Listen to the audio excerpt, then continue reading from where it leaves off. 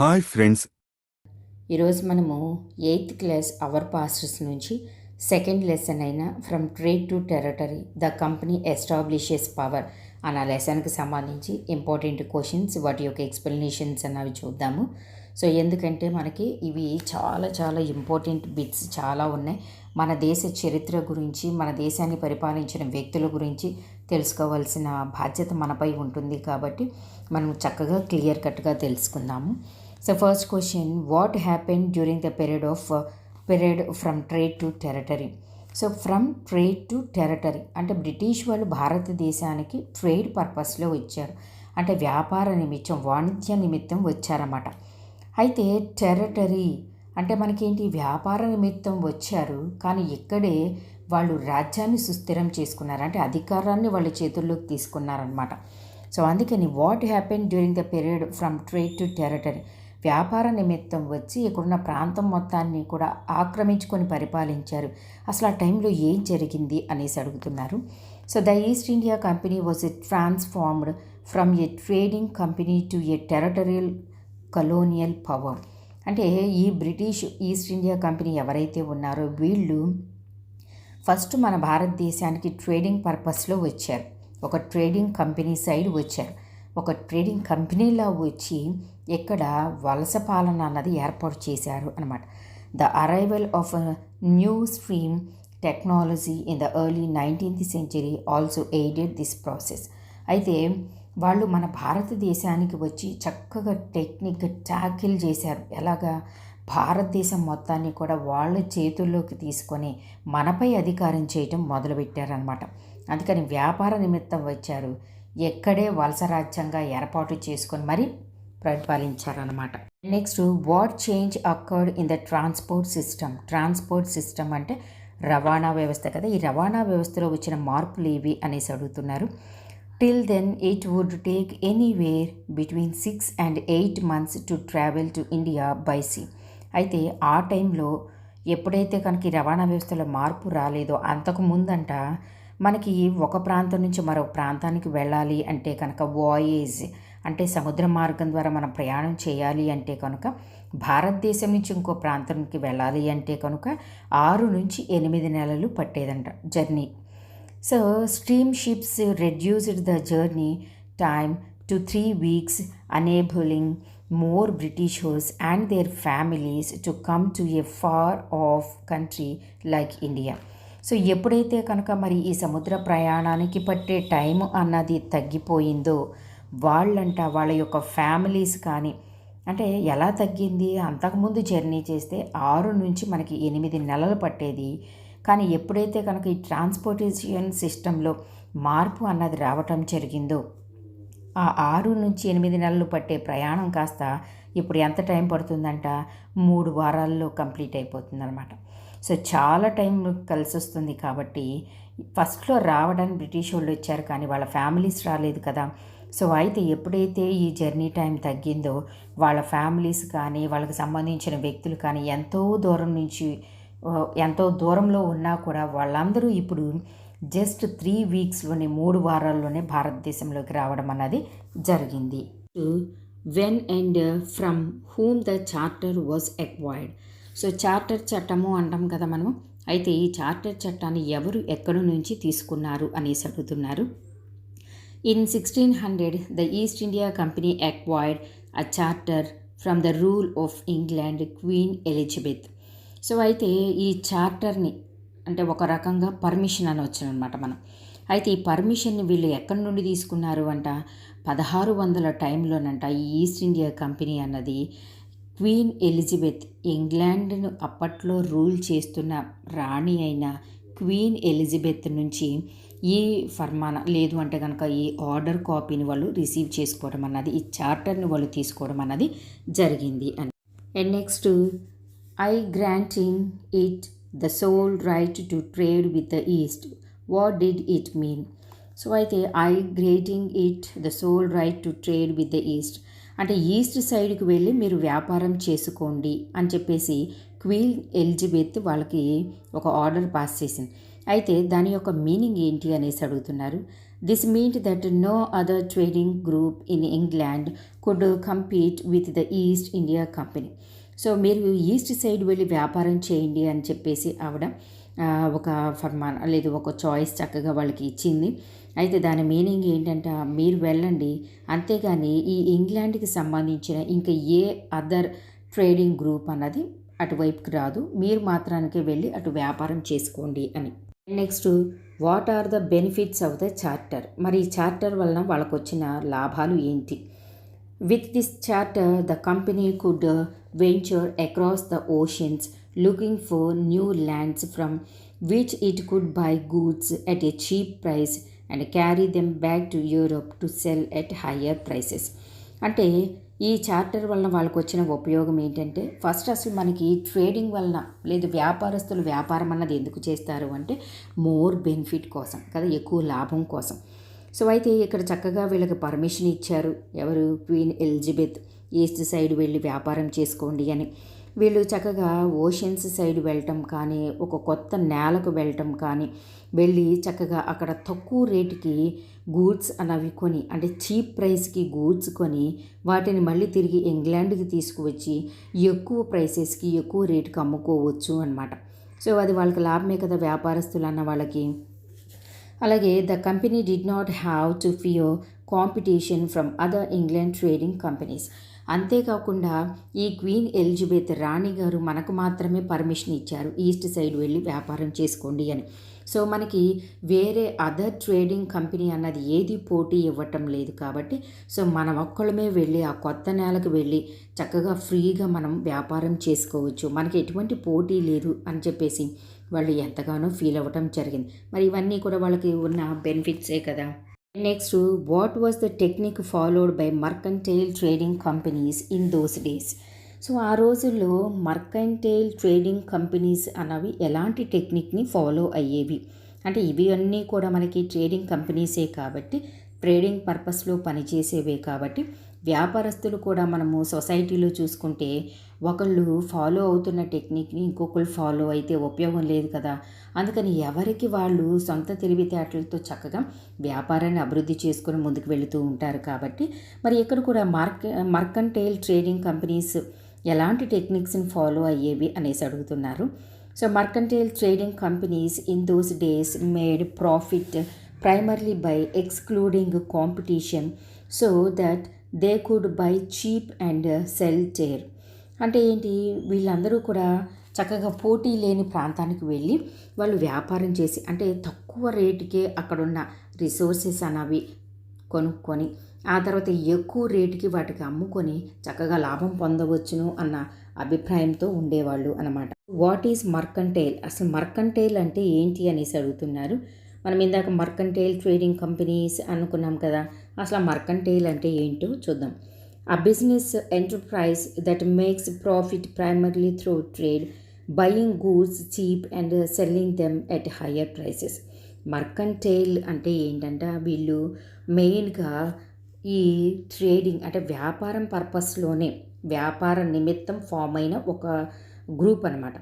So అయితే వీళ్ళందరూ కూడా వీళ్ళ యాక్టివిటీస్ ఏంటంటే బయింగ్ గూడ్స్ చీప్, అక్కడున్న గూడ్స్ ఏవైతే వనరులు ఉన్నాయో రిసోర్సెస్ ఏవైతే ఉన్నాయో వాటిని తక్కువ రేటుకి చీప్ రేట్కి వాళ్ళు కొని తక్కువ మొత్తంలోనే వాళ్ళు చక్కగా వాటిని పొంది and selling them at higher prices, ఎక్కువ రేటుకి వాటిని అమ్ముతారనమాట. సో అదే కదా వ్యాపార లక్షణం అన్నది, తక్కువ రేటుకి కొని ఎక్కువ రేటుకి అమ్మటం. ఈ మర్కంటైల్ కూడా కంపెనీస్ అన్నవి కూడా అలా ఏర్పడ్డాయి. What was the root of the English to India in those days. మరి ఇంగ్లీష్ వాళ్ళు మన భారతదేశానికి రావాలి అంటే కనుక ఏ మార్గం ద్వారా వాళ్ళు వచ్చారు అంట.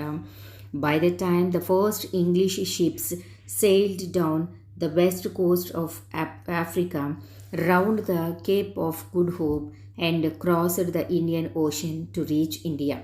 సో అయితే ఫస్ట్లో ఈ ఇంగ్లీష్ వాళ్ళు వాళ్ళ యొక్క షిప్స్ అన్నవి ఈ ఆఫ్రికా ఖండం ఏదైతే ఉందో దాని వెస్ట్ సైడ్కి రీచ్ అయ్యి అక్కడి నుంచి ఈ కేప్ ఆఫ్ గుడ్ హోప్ ఉంటుంది కదా, దాన్ని మొత్తం తిరిగి తర్వాత ఇండియన్ ఓషన్లోకి అంటే హిందూ మహాసముద్రంలోనికి వచ్చి భారతదేశం వచ్చేవాళ్ళు అనమాట. అంటే వాళ్ళు భారతదేశం రావాలి అంటే కనుక ఆఫ్రికా ఖండం మొత్తాన్ని చుట్టుకొని మరి మన భారతదేశానికి దక్షిణం వైపున ఉన్న హిందూ మహాసముద్రం ద్వారా మన భారతదేశంలోనికి వచ్చేవాళ్ళు అనమాట. Next, who established their base in India first. మరి భారతదేశానికి వచ్చిన మొట్టమొదటి విదేశీయులు ఎవరంట? First, the Portuguese had established their presence in the western coast of India and had their base in Goa. అలాగే ఫస్ట్ భారతదేశానికి వచ్చిన విదేశీ యాత్రికులు లేదు అంటే కనుక విదేశీ వ్యాపారస్తులు ఎవరంట? మనకి పోర్చుగీస్ వాళ్ళు. వీళ్ళు ఫస్ట్ మన భారతదేశానికి వెస్ట్ వైపు నుంచి, దట్టు మనకి గోవా ఉంది కదా, ఆ గోవా నుంచి వాళ్ళు రావటం అన్నది జరిగింది. అక్కడ ఫస్ట్ వాళ్ళ యొక్క ప్రాంతాన్ని ఆ ట్రేడింగ్ కంపెనీ అన్నది ఎస్టాబ్లిష్ చేయటం అన్నది జరిగింది అని. Who had discovered the sea route to India. So భారతదేశానికి సముద్ర మార్గాన్ని కనుగొన్నది ఎవరు అనేసి అడుగుతున్నారు. So Vasco da Gama, a Portuguese explorer, had discovered the sea route to India in 1498. So భారతదేశానికి మొట్టమొదటిగా సముద్ర మార్గాన్ని కనుగొన్నది ఎవరంట? పోర్చుగీస్ యాత్రికుడు అయిన వాస్కో డి గామా. అందుకే అనుకున్నాం కదా ఇందాక మనము ఫస్ట్ భారతదేశంలో వాళ్ళ యొక్క స్థావరాన్ని స్థాపించుకున్న మొట్టమొదటి విదేశీయులు ఎవరంటే పోర్చుగీస్ వాళ్ళు అనుకున్నాం కదా. ఎందుకంటే వాళ్ళే ఫస్ట్ మనకి భారతదేశానికి సముద్ర మార్గాన్ని కనుగొన్నారన్నమాట. ఎవరు కనుక్కున్నారు? Vasco da Gama. అలాగే ఈయన భారతదేశానికి ఏ సంవత్సరంలో మరి సముద్ర మార్గాన్ని కనుగొన్నారంట? 1498, 1498 సంవత్సరంలో భారతదేశానికి సముద్ర మార్గాన్ని కనుగొన్నారు. When did the Dutch and French arrived India. So first మరి పోర్చుగీస్ వాళ్ళు వచ్చారనుకున్నాం. మరి తర్వాత డచ్ కానీ ఫ్రెంచ్ వాళ్ళు కానీ మరి భారతదేశానికి ఎప్పుడు వచ్చారు అనేసి అడుగుతున్నారు. By the early 17th century, the Dutch too were exploring the possibilities of trade in the Indian Ocean. Soon the French traders arrived on the scene. So ఎప్పుడైతే కనుక మనకి సముద్ర మార్గాన్ని కనుక్కొనడం జరిగిందో ఈ 17వ శతాబ్దం ఎర్లీ 17th century అంటే ఈ 17th century ప్రథమార్థంలో ఈ డచ్ వాళ్ళు కూడా మన భారతదేశానికి దట్టు ఇండియన్ ఓషన్ అంటే హిందూ మహాసముద్రం ద్వారా భారతదేశానికి రావడం, వాళ్ళ యొక్క వ్యాపారాన్ని ఇక్కడ స్థాపించడం కూడా జరిగింది. సో వాళ్ళ తర్వాత వెంటనే మనకి పోర్చుగీస్ వాళ్ళు కూడా సేమ్ అదే ఇదిలో భారతదేశానికి వచ్చి వాళ్ళు కూడా ఇక్కడ వ్యాపారం అన్నది చేయటం స్టార్ట్ చేశారు అని. What was the problem of European companies in those days. So మరి ఆ రోజుల్లో ఈ యూరోపియన్ కంపెనీస్కి ఉన్న ప్రాబ్లం ఏంటి అనేసి అడుగుతున్నారు. The problem was that all the companies were interested in buying the same things. అయితే ఏం జరిగేది అంటే ఆ రోజుల్లో ఈ ట్రేడింగ్ కంపెనీస్ ఉన్నాయి కదా, మనకి వ్యాపారం చేసే కొన్ని సంస్థలు ఉన్నాయి అనుకున్నాం కదా. అయితే వీళ్ళందరూ కూడా ఒకే ఐటెం మీద వాళ్ళు వ్యాపారం చేయడానికి ఎక్కువగా పోటీ పడేవాళ్ళు, ఇంట్రెస్ట్ చూపించేవాళ్ళు అనమాట. సో అందరూ కూడా సేమ్ దాన్ని కొని అమ్మటం అన్నది చేసేవాళ్ళు. Next, which had a big market in Europe. So యూరప్లో పెద్ద మార్కెట్ ఎవరికి ఉండేది అని. The fine qualities of cotton and silk produced in India had a big market in Europe. So the fine qualities of కాటన్కి సంబంధించి మంచి quality ఉన్న cotton అలాగే సిల్క్ ఏదైతే కనుక భారతదేశంలో మనకి పండుతుందో దానికి యూరోప్లో పెద్ద మార్కెట్ ఉండేదన్నమాట. అంటే క్వాలిటీ ఐటెం అన్నది మన భారతదేశంలో లభించేది అనమాట. సో వీళ్ళకి మాత్రమే యూరోప్లో మంచి పెద్ద మార్కెట్ ఉండేది. అలాగే pepper, cloves, cardamom and cinnamon two were in great demand. So not only cotton and silk, వీటితో పాటుగా మంచి డిమాండ్ వేటికి ఉందంట. పెప్పర్కి, మిరియాలకి, క్లోవ్స్, అలాగే కార్డమమ్, అలాగే సిన్నమన్, వీటన్నిటికీ కూడా ఏవైతే స్పైసెస్గా మనం చెబుతూ ఉంటామో మిరియాలు కానీ, లవంగాలు కానీ, అలాగే మనకి యాలక్కాయలు కానీ, ఇలాంటి వాటన్నిటికీ కూడా మనకి యూరోప్లో మంచి డిమాండ్ ఉండేదన్నమాట. Next, why the prices pushed up during that period. మరి ఆ కాలంలో రేట్లు అన్నవి మంచి ఎక్కువగా ఎందుకు ఉండేవి అనేసి అడుగుతున్నారు. So competition amongst the European countries, European companies inevitably pushed up the prices at which these goods could be purchased. And this reduced the profits that could be earned. So అయితే చాలా ట్రేడింగ్ కంపెనీస్ ఉన్నాయి కాబట్టి ఒకదానికి మధ్య పోటీ ఉంటుంది కాబట్టి మంచి క్వాలిటీ ఏవైతే కనుక కంపెనీస్ అమ్ముతున్నాయో వాటి యొక్క రేటు మంచిగా పెంచేవాళ్ళు అనమాట. సో రేటు ఉండి అలాగే క్వాలిటీ కూడా ఉంటుంది కాబట్టి అక్కడే కొనేవాళ్ళు. క్వాలిటీ ఉంటుంది కాబట్టి ఎంత రేట్ అయినా పెట్టుకునేవాళ్ళు. సో దట్ వాళ్ళు మరి రిమైనింగ్ ట్రేడింగ్ కంపెనీస్కి ఏంటి, వాటికి వచ్చే లాభం అన్నది మరి తగ్గిపోతుంది కదా. సో ఇలా జరిగేది. రేట్ అన్నది వాళ్ళు క్వాలిటీ మెయింటైన్ చేస్తూ రేటు అన్నది పెంచడం జరిగేది అని. So where and when the first English factory was setup. So English factory అన్నది ఎక్కడ ఎప్పుడు వాళ్ళు స్థాపించడం జరిగింది అనేసి అడుగుతున్నారు. The first English factory was setup on the banks of the river Hooghly in 1651. So Hooghly అన్నది మనకి బెంగాల్లో కనిపిస్తుంది కదా. దట్టు ఇప్పుడు ప్రజెంట్ మనం చూసుకున్నట్లయితే కనుక వెస్ట్ బెంగాల్లో ఉంది. సో అయితే ఈ హుగ్లీ నదీ తీరాన 1651 1651లో ఈ ఇంగ్లీష్ ఫ్యాక్టరీ ఫస్ట్ ఇంగ్లీష్ ఫ్యాక్టరీని అక్కడ స్థాపించడం జరిగింది. What was Furman? ఫర్మాన్ అంటే ఏంటి అనేసి అడుగుతున్నారు. Furman was a royal order. అంటే రాజుల కాలంలో వాళ్ళు ఇచ్చే ఆర్డర్స్ని మనం ఫర్మాన్ లేదు ఫర్మానా అని పిలిచేవాళ్ళు అనమాట. అంటే దాని మీనింగ్ ఏంటంటే royal order. When did the company take over Awadh? అవధ్ని ఎప్పుడు అది తీసుకుంది, లాక్కుంది, లేదంటే ఆక్రమించుకుంది అని. The company took over Awadh in 1856 1856లో అవధ్ని అది ఆక్రమించుకోవడం జరిగింది అని. And next, who was Aurangzeb? Aurangzeb ఎవరు? Aurangzeb was the last of the powerful Mughal rulers. అంటే మొఘల్ సింహాసనాన్ని అధిష్ఠించిన రాజుల్లో దట్టు పవర్ఫుల్ రూలర్స్లో లాస్ట్ వ్యక్తి Aurangzeb. Who was the Nawab of Bengal after the battle of Plassey? So Plassey యుద్ధం జరిగిన తరువాత బెంగాల్కి నవాబుగా పనిచేసిన వ్యక్తి ఎవరు అనేసి అంటున్నారు. So Mir Jafar was the Nawab of Bengal after the battle of Plassey. So ఈ ప్లాసీ యుద్ధం తర్వాత బెంగాల్ని పరిపాలించిన Nawab Mir Jafar. And next, name the governor general that was impeached by the British parliament. So British parliament చేత నిందారోపణకి గురైన గవర్నర్ జనరల్ ఎవరు అనేసి అడుగుతున్నారు. So Warren Hastings was impeached by British parliament. అంటే బ్రిటిష్ పార్లమెంట్ చేత నిందారోపణకి గురైన లేదు దోషిగా ట్రీట్ చేయబడిన వ్యక్తి Warren Hastings. Next, which battle was related to Sirajuddaula and Robert Clive? సిరాజుద్దౌలాకి అలాగే రాబర్ట్ క్లైవ్కి సంబంధించిన యుద్ధం ఏది అనేసి అడుగుతున్నారు. Answer, the battle of Plassey. అంటే ప్లాసీ యుద్ధము అనమాట. సో బ్రిటిష్ వాళ్ళు ఫస్ట్ భారతదేశంలో గెలిచిన యుద్ధం ఏది అంటే ప్లాసీ యుద్ధం. అయితే ఆ ప్లాసీ యుద్ధం ఎవరెవరికి మధ్య జరిగింది అంటే సిరాజుద్దౌలాకి అలాగే రాబర్ట్ క్లైవ్కి మధ్య జరిగిన యుద్ధం ప్లాసీ యుద్ధము అని. What did the Bengal nawabs do after the death of Aurangzeb? Aurangzeb మరణం తరువాత బెంగాల్ నవాబ్స్ ఏం చేశారు అనేసి అడుగుతున్నారు. After the death of Aurangzeb the Bengal nawabs asserted their power and autonomy as other regional powers were doing at that time.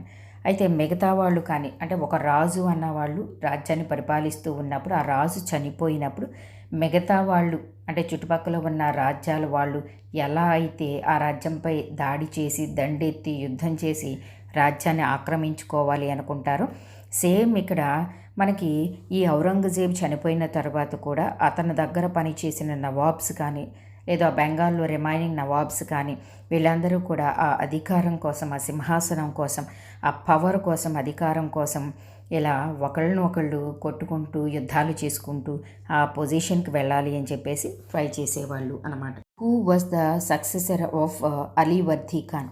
అలీవర్దీ Khan తర్వాత సింహాసనాన్ని అధిష్ఠించిన వ్యక్తి ఎవరు అనేసి అడుగుతున్నారు. సిరాజుద్దౌలా. సో అలీవర్దీ ఖాన్ తర్వాత అధికారాన్ని చేజిక్కించుకున్న వ్యక్తి Sirajuddaulah. Next, why did the British worried about Sirajuddaulah? So ఈ బ్రిటిష్ వాళ్ళు సిరాజుద్దౌలా పట్ల చాలా వర్రీగా ఉండేవాళ్ళు అనమాట. ఎందుకని అనేసి అడుగుతున్నారు. The company was worried about his power and keen on a puppet ruler who would willingly give trade concessions and other privileges. So it tried through without success to help one of Sirajuddaulah's rivals become the nawab. అంటే ఈ British వాళ్ళు ఏం చేసేవాళ్ళు అంటే మన దేశంలో ఉన్న రాజుల కింద పనిచేసే వాళ్ళను కావచ్చును, లేదు అంటే కనుక శక్తి లేని రాజులు ఉంటారు చూడండి, సో వీక్ రూలర్స్ ఉంటారు చూడండి, వాళ్ళు చక్కగా పప్పెట్ రూలర్స్గా మార్చేశారు. పప్పెట్ రూలర్స్ అంటే ఏంటి?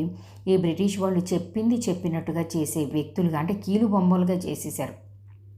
అంటే మన దేశంలో ఉన్న రాజులు కొంతమందిని, ఈ వీక్ రూలర్స్ ఎవరైతే ఉన్నారో వాళ్ళని ఈ బ్రిటిషర్స్ వాళ్ళ యొక్క సైన్యం ద్వారా కావచ్చు, లేదు అంటే కనుక నిన్ను రాజుగా చేస్తాను, నవాబుగా చేస్తాను అని చెప్పేసి వాళ్ళకి ఆశ చూపించి కావచ్చును, వాళ్ళ చేతిలో కీలుబొమ్మలుగా చేసుకున్నారన్నమాట. సో అందుకని ఇక్కడ సిరాజుద్దౌలా కూడా అలా అంటే అలా పప్పెట్ రూలర్గా చేసుకోవాలి, లేదు అంటే కనుక అతను కూడా వేరే రాజుల్ని, లేదు అంటే కనుక వేరే స్ట్రాంగెస్ట్ రూలర్స్ని సహాయం తీసుకొని మనపై ఎదురు తిరుగుతాడేమో అన్న ఆలోచన బ్రిటిష్ వాళ్ళకి ఎప్పుడూ కూడా ఉండేదన్నమాట. సో అందుకని ఒకవేళ అలా వదిలేస్తే, ఒక రాజుని అలా వదిలేస్తే అతని తర్వాత ఇంకా వేరే రాజులు నవాబులు అవుతారు అని చెప్పేసి బ్రిటిష్ వాళ్ళు ఎప్పుడూ కూడా వర్రీ అవుతూ ఉండేవాళ్ళు. అంటే ఈ బ్రిటిష్ వాళ్ళ పరిపాలనని శక్తి ఉన్నవాళ్ళు, శక్తి లేని వాళ్ళు కూడా చాలామంది వ్యతిరేకించేవాళ్ళు. అయితే కొంతమంది ఏంటంటే రైవలరీ ఉంటుంది కదా, శత్రుత్వం ఉంటుంది కదా మన దేశంలో ఉన్న రాజులకి మధ్య అయినా కూడా. సో అలాంటప్పుడు ఏం చేసేవాళ్ళు, వాళ్ళకి సహాయం చేసి వాళ్ళని పప్పెట్ రూలర్స్గా మార్చుకునేవాళ్ళు అన్నమాట.